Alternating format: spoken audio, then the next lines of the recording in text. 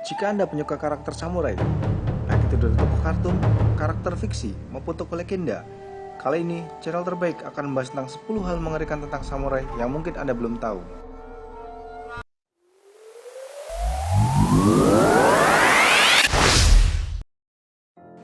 Uji pedang samurai dengan cara memotong badan manusia. Samurai merupakan kesatria yang terkenal dengan ketajaman pedang katananya.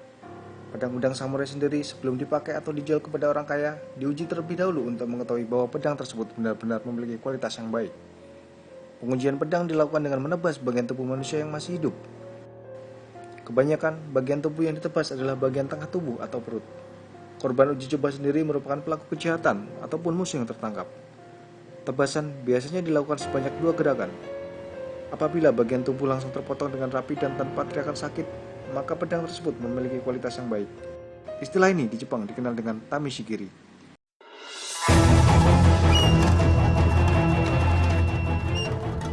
Samurai membunuh orang secara acak demi kesenangan. Samurai terkadang berbuat hal yang menyimpang. Mereka bisa tiba-tiba membunuh penduduk yang ada di dekat mereka maupun orang yang sedang berpapasan di jalan. Ini dilakukan hanya semata demi kesenangan dan meningkatkan kepercayaan diri serta keberanian membunuh. Atau cara ini digunakan apabila seorang samurai baru saja membeli sebuah pedang untuk uji coba, ataupun samurai tersebut baru menguasai suatu teknik bertempur di mana latihan informal ini dalam sejarah Jepang disebut dengan Shujigiri atau crossroad killing. Samurai adalah pedofil dan gay. Selama dididik menjadi samurai, para remaja kebanyakan melakukan hubungan seksual dengan para trainer yang notabene adalah sesama jenis. Dalam hal ini, samurai sangat terbuka dalam konteks hubungan komunikasi seksual. Dalam tindakan ini, tidak ada yang protes maupun menolak karena hal ini dianggap sebagai bagian dari training yang disebut dengan wakashudo atau jalan pemuda. Bahkan, wakashudo adalah suatu hal yang umum dan dianggap memalukan jika dia tidak terlibat di dalamnya. Kebanyakan ronin adalah psikopat. Samurai kebanyakan menjadi ronin akibat tuan mereka kalah perang ataupun mati. Setelah mereka menjadi ronin, kehidupan mereka kebanyakan sangat anarkis yang seolah bebas tanpa aturan dan boleh melakukan apapun. Mereka kerap kali melakukan hal sewenang-wenang, mulai dari merampok, membunuh, memperkosa, dan lain sebagainya.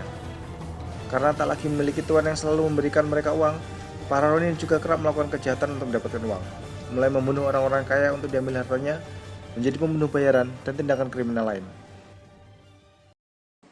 Bagi samurai, istri adalah pelayan dan budak seks. Samurai merupakan seorang kesatria yang sangat dihargai di zamannya. Apabila ingin menikahi seorang samurai, seorang wanita diharuskan membayar mahar yang cukup mahal kepada samurai, tergantung strata sang wanita. Bayaran ini sebagai bukti bentuk keinginan sang wanita untuk menjadi pelayan samurai. Setelah menikah dengan samurai, sang wanita diharuskan siap melayani samurai layaknya sebagai pelayan yang harus memenuhi keinginan setiap samurai, dan bersedia berhubungan seksual kapanpun selama 24 jam dalam seminggu. Akan tetapi, bagi wanita Jepang di zaman itu, menikahi seorang samurai dapat meningkatkan martabat keluarga. Samurai langsung membunuh orang yang menghasut mereka. Di dalam sejarah Jepang, samurai memiliki hak untuk membunuh seseorang yang berupaya menghasut mereka, meskipun itu samurai lain ataupun sahabat sendiri. Akan tetapi, itu bisa dilakukan apabila memenuhi 2 persyaratan, yaitu mereka merasa harus membunuh penghasut tersebut dan ada saksi penghasutan. Kebanyakan, samurai menggunakan pelayannya sebagai saksi penghasutan, sehingga para samurai di zaman tersebut seolah memiliki kebebasan untuk membunuh siapapun yang tidak disukai.